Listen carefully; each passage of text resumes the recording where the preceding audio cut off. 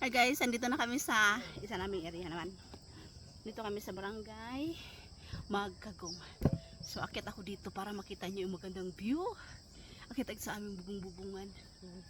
Aha, hindi kaya ito maano. Yeah. Tingnan nyo guys. It's so lahat talaga fogs dito. Yan nakita nyo, naka-fogs oh. Tapos hindi na talaga siya makita yung ano, yung bukid. O diba bongga? Ito yung mga nami-miss ko sa Korea, yung pag-hiking namin na pag-akyat namin sa bundok, sa bukid, sa pinakatuktok. Ito na yung makikita namin na ano, na atmosphere. Parang zero visibility mga siya. Kaya very thankful ako kasi hanggang sa pag-uwi ko dito ay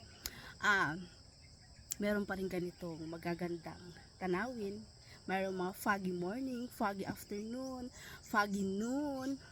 Yeah, may foggy sa gabi. Sobra. Oh, kaya ang ganda oh. Yeah, alas 5 pa lang dito sa ano.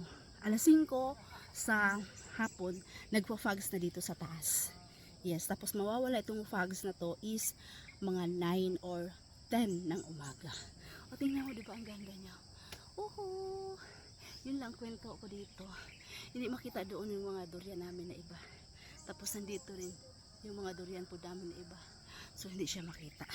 So and that's it for today. Mula dito sa Pilipinas, ang inyong bukadara ay nagsasabing magandang umaga Pilipinas. Babu!